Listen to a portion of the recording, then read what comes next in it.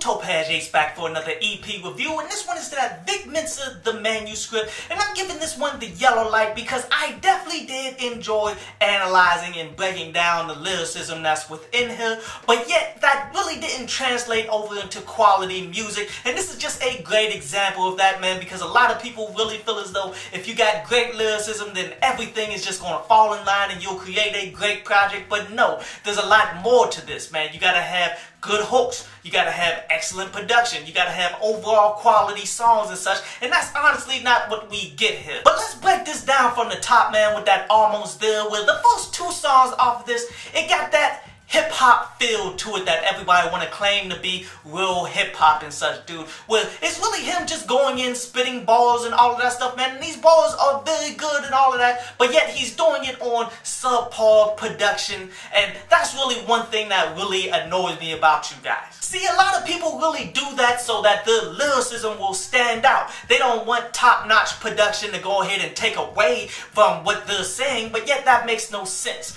because beats are your best friend. The better the production that you have, the better the MC, the better the overall product you will be. This is why Jay-Z had Just Blaze, he had Kanye West, he had a good selection of really dope producers, man, helping him become that much better of an MC, and that's really where people really get things messed up with this whole real hip-hop alleged movement they want to call. On this song and throughout this project, Vic Mensa does deliver some solid, just plain punchlines and such, like when he said that he got more soul than what's in your grandmother's kitchen. That was pretty cool. As you break down what the vast majority of black grandmothers are cooking out there and such, man, it's soul food. He's pretty much making a play off of that, but yet that is not Vic Mensa's strength. Vic Mensa's strength is pretty much his metaphors and his wordplay as he breaks it down with pretty strong vocabulary, man. Like how he said he's judged by his past and people trying to predict his future, but yet he got king's blood in him like King Mansa Musa. That was pretty solid, especially when you break down who King Mansa Musa was. He was the richest man of all eternity, pretty much, like from ancient Africa. He went on tour pretty much throughout all of ancient Egypt and all of that stuff, man, just buying up and giving away money and all of that stuff, dude. It's crazy when you hear the stories. How he said that he would ride or die for his team. If he was LeBron, he never would have went to the Heat. There's too much loyalty in me, royalty like Prince Hakeem, so whenever you come at me, make sure that the royal penis is clean. Like, the thing that made that so dope is how fluidly he's switching topics using the same wordplay, and all of it is connected and such, man. Pretty dope balls right there. The next song is that OMG featuring Pusha T, and to be quite real with you, man, I would not be shocked if Pusha T executively produced this project, because these first two songs fit into the same thing that Pusha T has been trying to do for himself over the past several projects, and my issue with that ultimately is the fact that it hasn't worked for Pusha T. Those last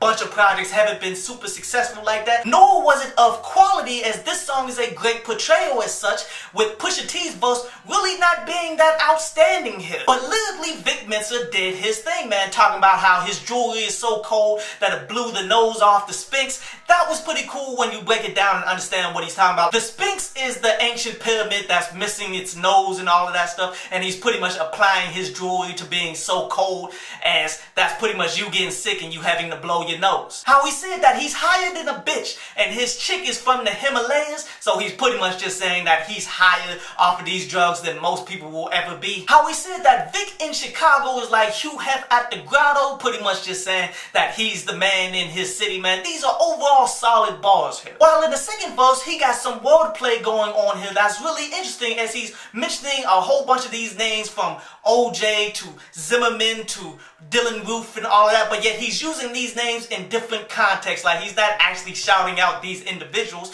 It's more of he's bringing up certain things that these names are associated with, in which that was kind of cool too. Now, after that, the tone of this EP switches up to more of a rock-like feel to it and such, man, with that rolling like a stoner joint. As in this joint, he's pretty much talking about the drinking and smoking lifestyle that he's ultimately living at. You guys know I'm not one for promoting drug usage and all of that stuff, man, but but he did this pretty solid here, because most people, when they make these kinds of songs, they really just try to go at it and just make the best feel for that song. But yet, you always have the ability to add in some lyricism, and that's exactly what he took advantage of with him being a lyrical individual. He was able to throw lyricism on top of a get weeded up and drinking up type track. Saying things on how he's forgetting to count to 10, where he's taking 2 shots and it takes him all the way to a 5th. Now that was pretty cool because he's using drinking terminology and comparing it to just counting. And the last song is that Rage, and again it has that rock little feel to it and such, man,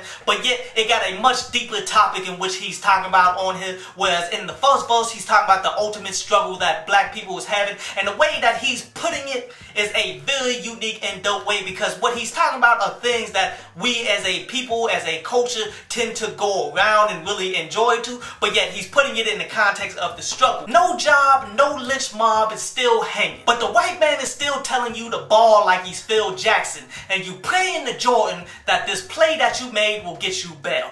That was pretty cool as we break this down, where he's ultimately saying that we ain't got no job, we ain't really doing nothing, we just hanging around and all of that stuff, dude. But he's comparing that to being lynched back in the day. Now, a great example of that would be ESPN. Like, you see a whole bunch of black faces on ESPN because they know who the target market is, who's actually sitting up watching ESPN during the day when they honestly should be at work or something. It's because we ain't got jobs like that. Now, the white man telling you to ball, that's pretty much like, when you look at the music industry, all the stuff that they're promoting towards us, they telling us like, if you're not out here balling, buying foreign cars, getting foreign women and all that stuff, then you really ain't doing nothing. And that's the white man telling you that you need to go out there and ball, like Phil Jackson would tell all of the people of the Bulls, you need to go out here and do these plays. So we as a people ultimately fall for that and go into corrupt things in order to try to come up and make all of this money, and hoping that we won't get caught while doing it type stuff, dude.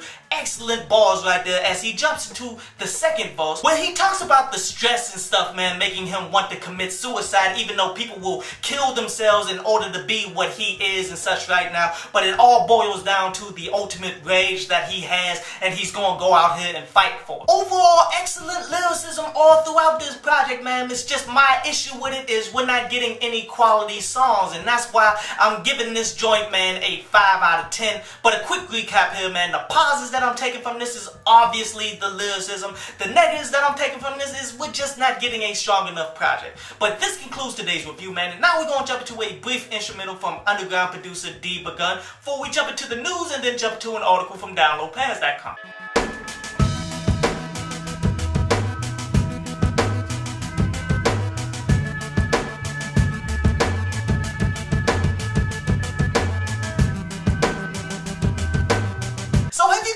That promotion for that 444 is not a Jay-Z album. It's more of a short film that's on Tidal and all of that stuff, dude, and a lot of people kind of upset with it. But you know, there's a lot of Jay-Z music that's probably going to be behind it, so you shouldn't be all that disappointed. But I'm kind of excited for it, man, because that casting is kind of crazy. But anyway, on to today's article from downloadpads.com, and today's article is about buying skills, because this is something that a lot of these dudes in this music industry right now need to be doing, because a lot of these cats out here, they're not that skillful. Point blank, period. But yet, you got a little bit of change. You can change that whole not being skillful thing by going out and seeking out people who are skillful and paying them in order to give you lyrics, in order to give you quality songs. And honestly, you may not even have the time anymore by chasing all of this money to go ahead and create quality songs anyway. So you might as well do this. Like, it brings money back into the culture. It ultimately helps out people who's trying to come up from nothing.